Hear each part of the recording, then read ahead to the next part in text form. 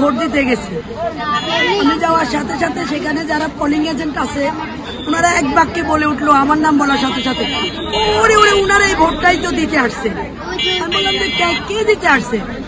উনি আপনার নাম বলছে, আপনার বাবার নাম বলছে, কিন্তু আপনার মায়ের নাম বলতে পারে।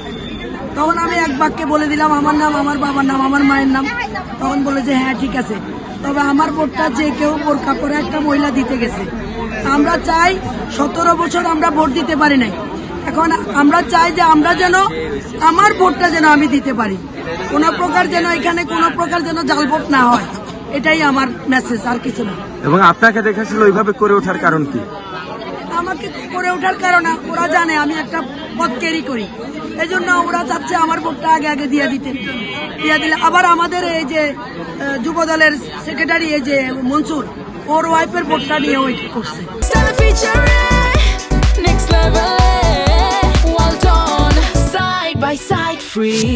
তো এটা তো ওরা আমাদের দুজনের, আমরা দুজন মনসুরের যুব দলের সেক্রেটারি 11 নং ওয়ার্ড, ওরটা করছে আমারটা করছে, এটাতে কি বোঝা যায় এবার দেখে? মানে আপনার কি মনে হয় যে এখনো বাংলাদেশের ভোট ইঞ্জিনিয়ারিং বা একজনের ভোট আরেকজনের দিয়ে দেওয়ার সুযোগ আছে কিনা? না, সুযোগ নাই, তবে এটা প্রটেজ করতে হবে। আমি অলরেডি প্রশাসনের যারা এখানে দায়িত্বে আছেন ওনাদেরকেও আমি বলছি। যিনি আপনার ভোট দিতে এসেছিলেন বলে অভিযোগ করছেন, তাকে চিনতে পেরেছেন কিনা? না, আমি তো ভিতরে ছিলাম না। আমি যাওয়ার পরে ওখানে যেসব মানে পোলিং এজেন্ট গুলো যারা ছিলেন প্রত্যেকে এক বাক্যে বলে উঠছে, এটাই আমি মানে শুনলাম আর কি।